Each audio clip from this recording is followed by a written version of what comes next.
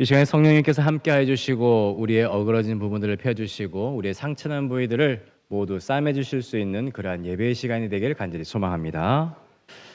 미국의 보스턴에서 실제로 있었던 이야기입니다. 한 젊은 부부가 아들을 낳았습니다.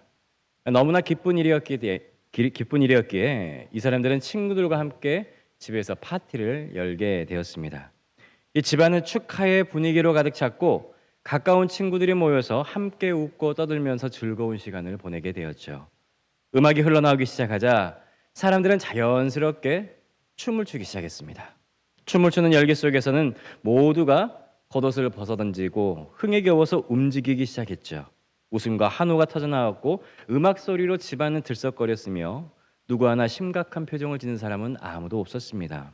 그런데 그때 한 사람이 문득 외쳤습니다. 잠깐, 이 파티의 주인공 우리 아들은 어디가 있지? 아이는 어디에 있는 거야? 그제서야 사람들은 정신을 차렸습니다. 그 부부도 마찬가지였죠. 이 부모는 친구들이 권해주는 이 샴페인에 취해 있었고 아이는 분명히 잠들어 있을 것이라고 생각한 채 이 파티에 열중을 하고 있었습니다. 하지만 그스로에 놀란 이 부부는 급히 아이를 찾아봤고 안타깝게도 아이는 이미 숨을 쉬지 않고 있었습니다. 이 아이는 파티 도중에 그 어른들이 벗어던진 옷더미에 깔려서 질식해 죽어버리고 말았습니다. 믿기지 않는 너무나도 충격적인 사건이 일어났었는데요. 축하와 기쁨의 자리가 한순간에 절망으로 바뀌는 이 사건은 우리에게 아주 중요한 질문을 던져주고 있습니다. 여러분, 교회의 주인은 누구일까요? 그렇습니다. 이 믿을 수 없는 사건, 단지 한 가정의 비극으로만 그쳐서는 안 되고 이 이야기는 우리 교회와 우리의 신앙생활에 깊은 메시지를 던져주고 있습니다. 여러분, 지금 교회들의 모습들은 어떠합니까? 많은 사람들이 모이고 활동도 많고 다양한 프로그램들이 여기 교회 저기 교회에서 열리고 있습니다. 사람들의 말과 주장과 목소리 또한 넘쳐나고 있지요. 하지만 정작 중요한 것을 잊고 있지는 않는지 모르겠습니다. 이 중세 시대 말기에도 교회는 지금처럼 복잡하고 풍성해 보였습니다. 사람들은 예배를 드리고 성당은 화려했고 사제들은 성경을 읊어댔습니다. 하지만 그 중심에는 예수 그리스도가 빠져 있었습니다. 교회의 주인이신 예수님이 점점 잊혀지고 인간의 권력과 명예, 이 전통이 교회의 중심이 되어버리고 말았던 것이죠. 마치 파티 중에 아이를 잊은 부모처럼 교회도 그 중심을 잃고 살아가고 있었던 것입니다. 그래서 어떻게 되었습니까? 종교개혁이 일어나게 되었습니다. 마틴 루터를 비롯한 많은 사람들이 외치게 되었습니다. 교회의 주인은 예수 그리스도이어야 한다라고 말입니다. 이 종교개혁이 일어난 지 벌써 508년이라는 시간이 지났습니다. 그러나 우리는 다시금 물어봐야 되겠죠. 지금 교회의 주인은 누구인지 말입니다. 과연 우리 복음교회의 중심에 예수님이 계시는지 점검해 볼 필요가 있다는 겁니다. 아니면 우리의 생각과 전통과 사람의 인기와 지도자의 리더십이나 감정 그리고 세상의 가치들이 예수님의 자리를 대신하고 있지는 않는지 우리가 돌아봐야 되는 것이죠. 지금의 교회는 예수님의 음성은 점차 작아지고 되고 결국은 들리지 않는 시대가 되어버렸습니다. 깨어 있어야 할 때에 이 보스턴에서 있었던 그 사건처럼 우리도 깨어 있을 때는 깨어 있어야 된다는 것입니다. 이 기쁨의 자리에 예수님이 빠져 있다면은 그것은 진정한 축제가 아닌 것이죠. 우리가 예수님과 하나님과 성령님을 모시고 예배를 그분들에게 드리고 오느라고 모여 있지만 그분들이 여기에 있지 않으면 이 예배는 헛것이나 마찬가지라는 것입니다. 예수님이 없는 교회는 아이가 사라진 파티처럼 결국에는 비극으로 끝날 수밖에 없는 것입니다. 그래서 우리는 늘 확인을 해야 되는 것이죠. 우리 삶의 주인이, 우리 교회의 주인이 진짜 예수님인지 사람인지, 감정적인 열광이 예수님을 덮어버리고 있지는 않는지 우리가 돌아봐야 된다는 것입니다. 여러분, 제가 항상 말씀드리지만은 이 믿음이라는 것은 단순합니다. 예수님을 중심에 모시는 것이 바로 믿음 생활이라는 거예요. 말씀을 통해서 그분의 뜻을 따르고 예배 속에서 그분의 임재를 경험하면서 교회의 모든 사역이 예수님을 드러내는 데에 집중을 해야 된다는 것입니다. 성도 여러분, 올해는 복음교회가 창립된 지 몇 년이 되었습니까? 70년이 되었습니다. 지난 70년 동안에 하나님께서 우리 교회를 인도해 주셨습니다. 지켜주셨습니다. 믿음의 선배들이 흘린 눈물과 기도로 수많은 헌신 위에 오늘 복음교회가 이렇게 세워지게 되었던 것이죠.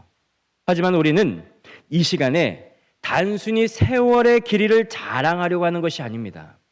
이 시점에서 더 중요한 질문을 우리가 우리 교회 위에, 우리 스스로 위에 던져봐야 된다는 것입니다. 지금 이 교회의 진짜 주인이 누구인지 말입니다. 70년 된 교회가 잊지 말아야 할 가장 본질적인 질문이 될 것입니다. 여러분, 우리는 쉽게 교회를 우리 교회라고 하죠. 다른 사람들에게 뭐라고 합니까? 우리 복음교회라고 이야기하지 않습니까? 우리 교회라고 이야기를 합니다. 그런데 교회는 누구 것입니까? 교회 주인은 예수 그리스도이십니다. 그런데도 때로는 우리는 우리의 생각과 우리의 전통과 우리의 편안함을 앞세워서 예수님이 중심이 아닌 교회로, 그러한 세상적인 교회로 만들어가고 있는 경향이 있다는 것이죠. 여러분, 그래서 함께 고백해 보시기 바랍니다. 교회의 주인을 찾아드립시다 하고요. 예수님이 교회의 주인이십니다. 그렇습니다. 교회의 주인은 예수님이심을 잊지 마시기 바랍니다. 오늘 본문 말씀을 보게 되면 예수님께서 베드로에게 아주 분명하게 말씀을 해주고 있습니다. 16장 18절에 또 내가 내게 이르노니 너는 베드로라. 내가 이 반석 위에 내 교회를 세우리니 음부의 권세가 이기지 못하리라 라고 말씀하셨습니다. 자, 여기에서 누구 교회를 세운다고 했습니까? 내 교회를 세운다고 했습니다. 누구의 교회입니까? 예수님의 교회입니다. 너무나도 명확하게 말씀하고 있어요. 예수님께서 내 교회라고 말씀하고 있습니다. 이 교회는 어떤 목사님의 교회도 아니고 장로님의 교회도 아니고 어떤 특정 교인의 교회도 아닙니다. 교회는 오직 예수 그리스도의 그 교회인 것입니다.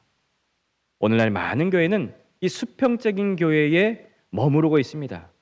사람과 사람 사이의 관계, 인간적인 계산, 그리고 인기와 실적 중심의 운영 등 이것이 오늘날 교회의 중심이 되어버리고 말았습니다. 그런데 여러분, 진짜 교회는요, 수평적인 교회가 아니라 무슨 교회? 수직적인 교회라는 거예요. 하늘을 바라보면서 하나님만 바라보면서 살아가는 교회가 그 진정한 교회라는 것이죠. 하늘을 향한 교회, 하나님을 향한 예배, 예수님께 집중된 공동체, 그것이 바로 성경이 말하는 제대로 올바로 된 예수님의 교회의 모습이라는 것입니다. 수직적 교회의 핵심이 무엇입니까? 바로 하나님께서 여기에 임재하신다라는 것입니다. 그런데 아담 이후의 인간은요, 타락한 본성 때문에 하나님의 뜻보다는 자기의 경험과 성령의 인도보다는 자기의 감정을 더욱더 신뢰하게 되어 있습니다. 성도 여러분, 한번 해보시기 바랍니다. 하늘을 봐보십시오. 자, 시작. 아니, 보시라고. 예, 보십시오. 예, 예. 그리고 땅을 보십시오. 예, 어떤 게 더 편합니까? 땅이 더 편하죠. 왜요? 하늘로 보면은 목이 아파요. 그렇습니다. 사람들은 그래서 땅을 자연스럽게 보게 되어 있는데요. 그런데 교회들이 교회의 방향이 되어버렸다는 겁니다. 하늘을 봐야 될 교회가 편하다는 생각으로 땅만 바라보고 주위만 바라보고 있다는 것입니다. 성도 여러분, 우리 인간은요, 하늘을 바라보면서 살아가게끔 지어진 존재입니다. 창조의 목적은 하나님과의 관계, 곧 수직적인 연결인데, 그런데 타락 이후의 인간은 끊임없이 수직적인 관계를 수평적인 관계로 바꿔버리려고 노력을 한다는 거예요. 수직보다는 수평을 선호하는 인생을 많은 사람들이 살아가고 있다는 것이죠. 왜입니까? 왜 우리는 수직이 아닌 수평을 따라 살려고 하는 걸까요? 그것은 깊이 있게 살아가기보다는 쉽게 살아가는 것이 더 편하기 때문에 그렇습니다.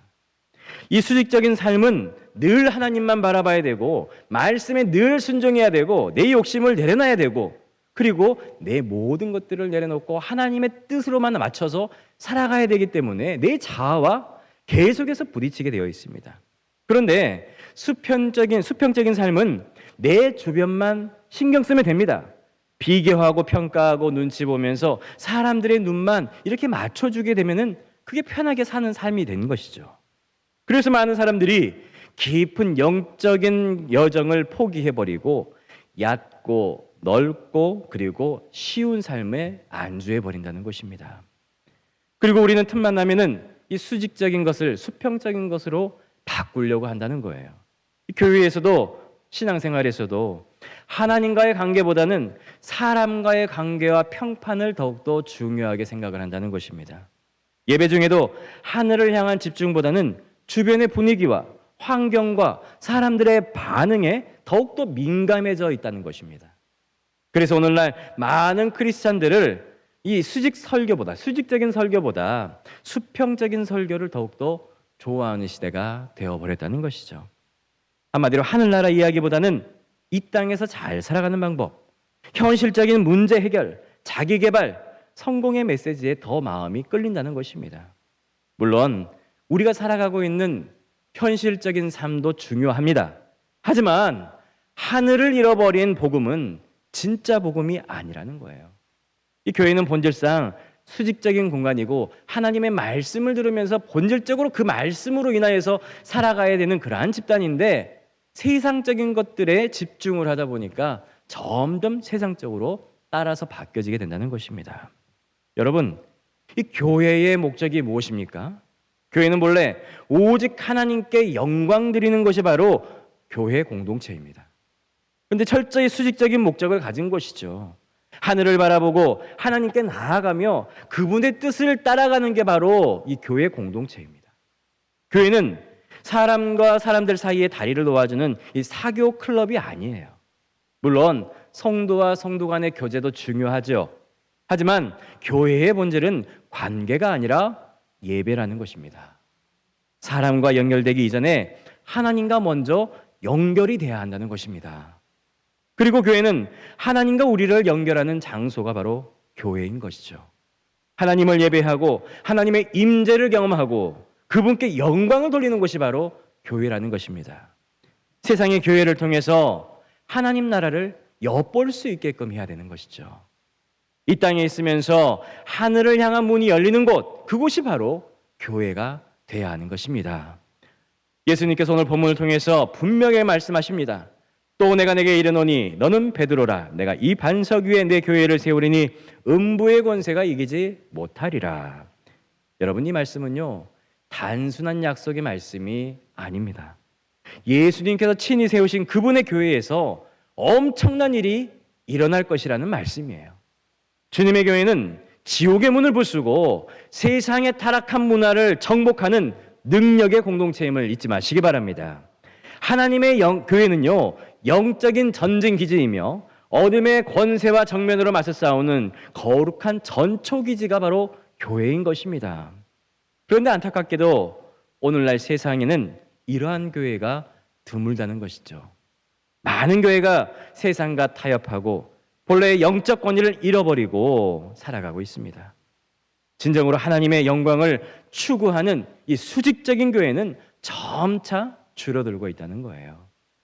그러나 수직적인 교회에서는 하나님의 영광의 중심이 되기 때문에 인간의 자존심과 감정 싸움과 체념과 다툼 같은 그런 사소한 것들은요, 자연스럽게 사라지게 되고 그리고 모든 것들이 작아지게 되는 것입니다.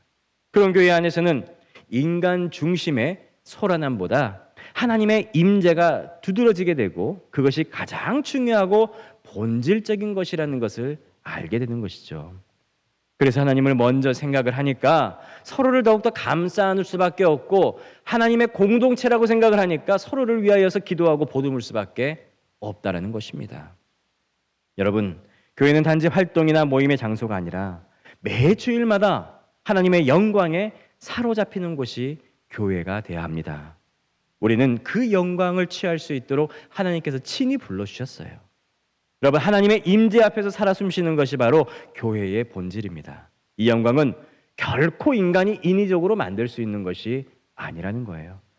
인간은 하나님의 영광을 위조할 수조차 없습니다. 따라갈 수조차 없습니다. 아무리 좋은 프로그램과 조직을 갖춘다 할지라도 하나님의 참된 영광은 인간의 노력으로는 도저히 만들 수가 없다라는 거예요. 하나님의 영광은 오직 하나님의 교회를 통하여서 예수님께서 주인이신 그분의 교회를 통해서 드러날 수밖에 없는 것입니다. 교회를 통해서 그분의 영광이 세상 가운데 비추어지고 그것이 진정한 변화의 시작이 되는 것입니다. 여러분, 교회뿐만이 아니라 사회도 마찬가지입니다. 하나님의 영광이 임하게 되면 변할 수밖에 없습니다. 예수 그리스도의 이름으로 해일 같은 역사가 일어나게 되고 사람들의 마음속에 거센 영적인 파도가 일기 시작하는 것이죠. 죄와 상처로 얼룩진 마음에 해안이 무너지고 뒤집혀지고 다시 살아나는 역사가 있게 되는 것입니다. 이제 우리가 대선을 앞두고 있습니다. 그래서 우리가 사회를 위하여서, 국가를 위하여서, 또한 그 선거를 위하여서 우리가 기도할 수밖에 없는 것은 하나님의 영광이 우리나라 위에, 이 국가 위에, 이 민족 위에 나타나기를 바라기 때문에 우리가 기도할 수밖에 없는 것입니다. 여러분, 우리가 매주일 모이는 이유는 단순히 형식적인 종교 행위를 하기 위해서가 아니라 매번 예배 속에서 하나님의 영광을 만날 수 있기 때문에 그렇습니다. 그 영광이 우리의 삶을 흔들고 우리의 삶을 변화시키고 세상을 바꾸어 나가기를 희망하면서 우리가 예배에 나오는 것이죠.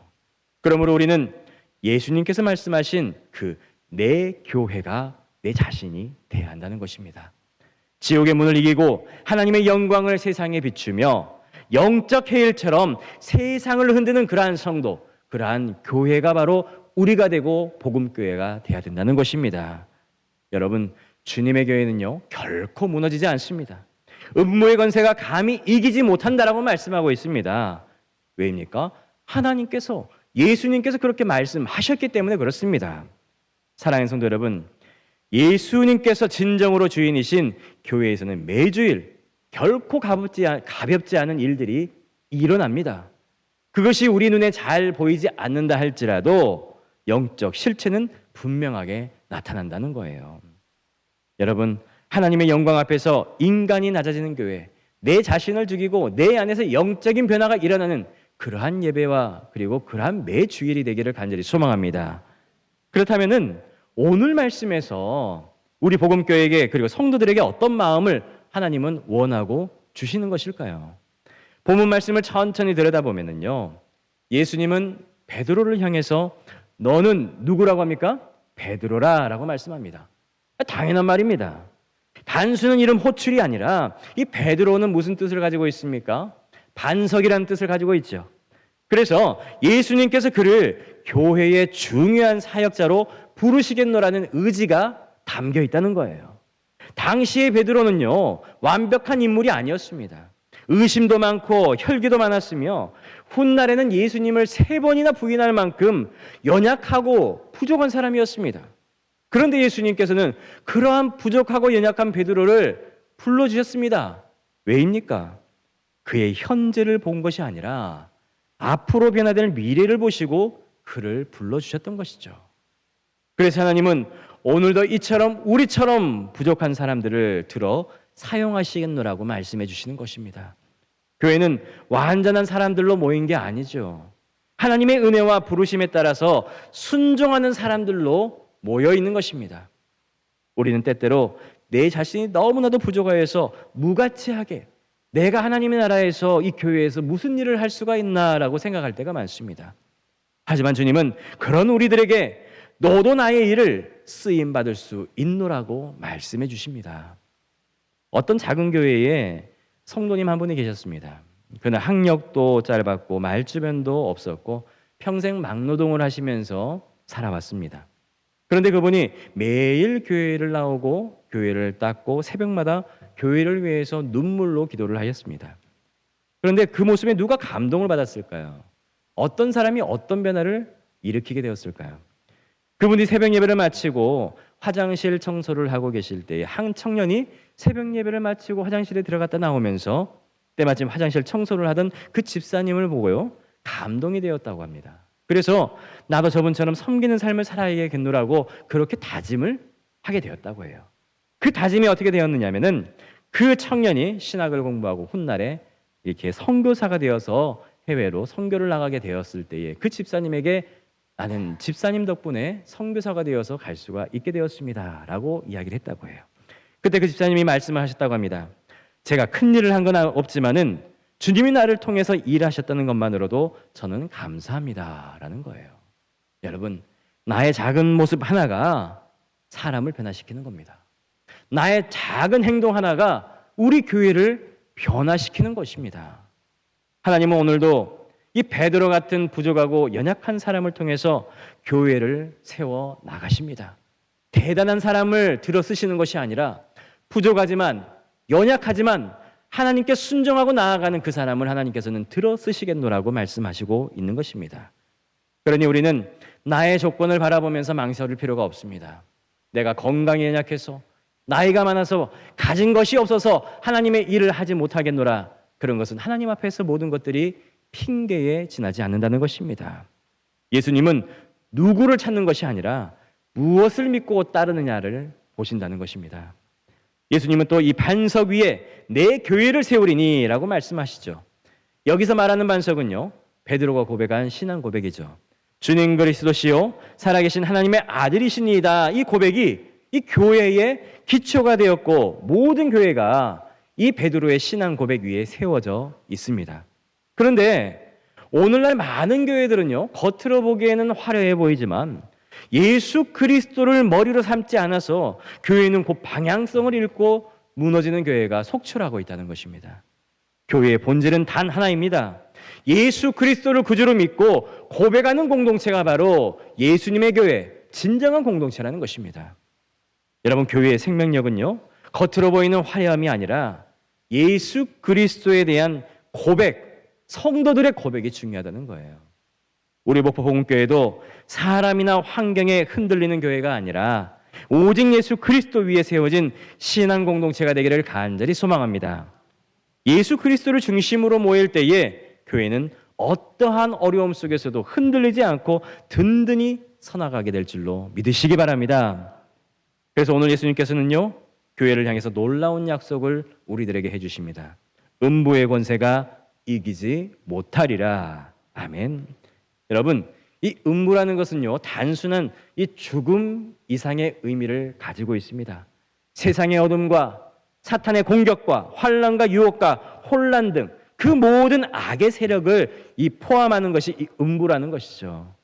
예수님은 그 어떤 공격에도 내 교회를 무너뜨리지 못할 것이라고 약속을 하고 장담을 하고 계십니다. 우리는 이 땅에서 여러 가지 시련과 도전을 받게 되죠.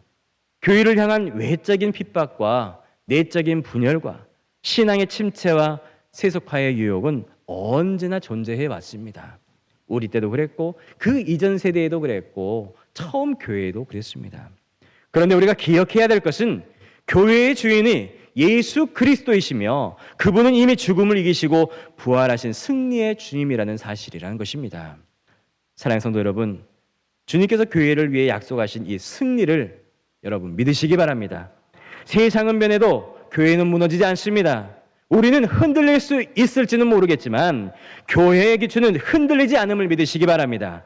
그러므로 담대하게 믿음의 길을 걸어갈 수 있도록 끝까지 교회를 사랑하고 섬길 수 있는 자가 될 수 있도록 주님께 간구하시면 하나님께서 그렇게 세워주시고 인도해 주실 줄 믿으시기 바랍니다.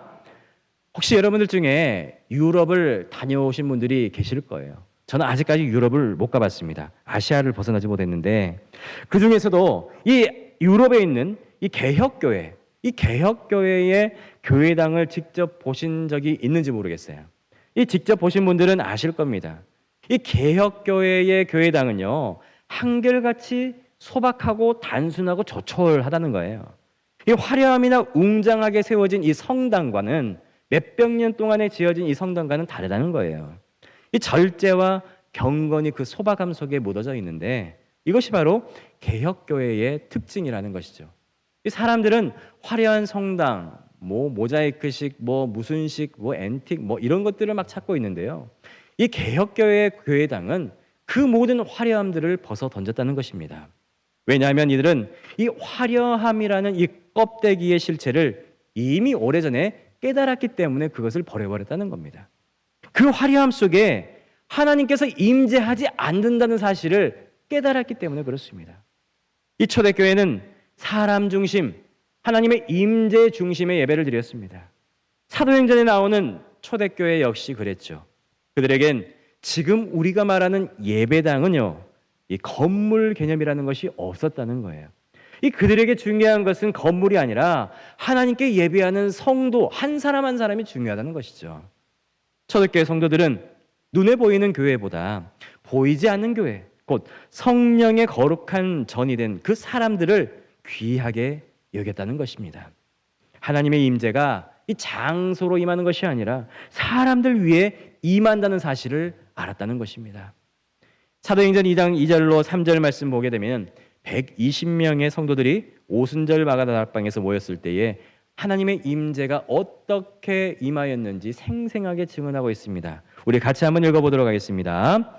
호련히 하늘로부터 급하고 강한 바람 같은 소리가 있어 그들이 앉은 온 집에 가득하며 마치 불의 혀처럼 갈라지는 것들이 그들에게 보여 각 사람 위에 하나씩 임하여 있더니. 아멘. 그날 그 사람들은요, 단지 예배만 드린 것이 아니라 하늘로부터 임한 하나님의 강력한 임재를 경험하게 되었습니다. 그 순간이 바로 교회의 탄생이 된 것이죠. 그 경험이 바로 교회를 교회되게 만든 출발점이 되었던 것입니다. 하나님의 임재가 있는 교회가 바로 진짜 교회라는 것입니다. 그러므로 교회는 어떠한 일이 있어도 하나님의 임재가 실제로 나타나야 하는 것이 바로 진정한 교회라는 것이죠. 그 임재는 성령과 말씀과 곧 영과 진리로 드리는 예배 속에서 경험되어지는 것이 바로 진정한 예배라는 겁니다. 이것이 바로 수직적인 교회, 하늘과 통해져 있는 교회, 하늘을 향해 있는 교회의 모습이라는 것입니다. 하늘로부터 하나님의 임재가 아래로 흘러내리고 그 임재 안에서 사람이 변화되고 위로를 받고 살아나고 세상을 이길 수 있는 힘을 얻게 되는 것입니다. 여러분, 광야에서 40년 동안 살았던 이스라엘 백성들은 그들이 살아남을 수 있었던 이유가 바로 하나님이 임재하셨기 때문에 살아남을 수 있었던 것이죠. 낮에는 구름 기둥으로 밤에는 불 기둥으로 하나님은 그들을 통하여서 임재하셨습니다. 그리고 그 임재는 성소를 통하여서 임재하게 되었죠. 성소의 휘장을 따라서 그 구름 기둥과 불 기둥이 움직였지 않습니까? 출애굽기 25장 8절에서 하나님은 이렇게 말씀하십니다. 내가 그들 중에 거할 성소를 그들이 나를 위하여 짓되라고 했습니다. 오늘날 우리에게 그 성소는 바로 이 예배당입니다. 예배 처소. 하나님의 임재가 매주일 이 자리 가운데에 머물도록 우리는 이곳에 모이는 것입니다. 하지만 성도가 모이지 않으면 이곳에 하나님이 임재하시지 않는 것이죠. 여러분들이 주일마다 교회에 오는 이유는 세상의 삶과 그리고 곧 수평적인 삶의 연장선이 아니란 것을 믿습니다. 분리되어 있는 것이죠. 그저 좋은 이야기를 듣고 교제하고 활동하기 위해서 오는 것이 아니라 단지 마실 물을 얻기 위해서 오는 것이 아니라 우리의 영적인 갈급함을 채우기 위해서 이곳에 나오는 것 아닙니까? 우리의 영혼의 깊은 곳에서 솟아오르는 이 갈망이라는 것은 이 심층수처럼 깊고 수직적인 갈망이라는 것인데 그것은 바로 하나님만이 채워줄 수 있기 때문에 우리가 이 성전을 찾아와서 하나님을 만나고 가는 것이죠. 우리 복음교회는 이 수직적인 갈망 속에 살아가는 사람들, 즉 하나님의 임재를 갈망하는 사람들의 갈증을 채워주는 교회가 되리라 믿습니다.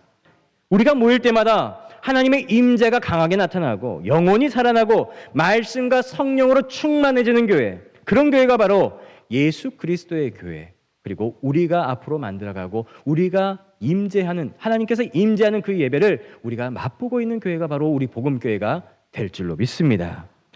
사랑하는 성도 여러분, 교회는 이제 누구의 것입니까? 그렇습니다. 예수님께서 오늘 말씀처럼 분명히 말씀하셨죠. 내 교회를 세우리니 음부의 권세가 이기지 못하리라. 예수님의 교회는 그분이 주인이 되시는 교회를 말하는 것입니다. 복음교회는 바로 그 길을 앞으로 나아가야 되는 것이죠. 우리는 수직적인 갈망으로 이 자리에 모여 있습니다. 우리 영혼의 깊은 갈증은 사람도 프로그램도 건물도 채워주는 것이 아니라 바로 하나님만이 채워주실 수 있는 것입니다. 여러분, 주님의 교회에서 영과 진리로 주님을 충분히 만나고 돌아가시기 바랍니다. 오늘 이 예배를 통해서 주님의 임재를 경험했다면 그 은혜를 가지고 한 주간 또한 승리하고 돌아오시기 바랍니다.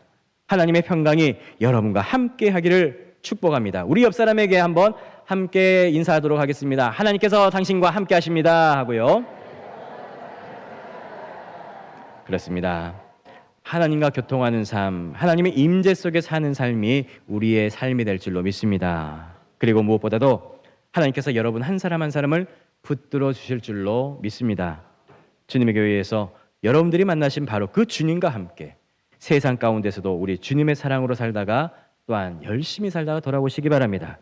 다시 아픈 곳을 고쳐주시고 굽어진 곳을 펴주시고 새 힘을 여러분들에게 주시리라 믿습니다.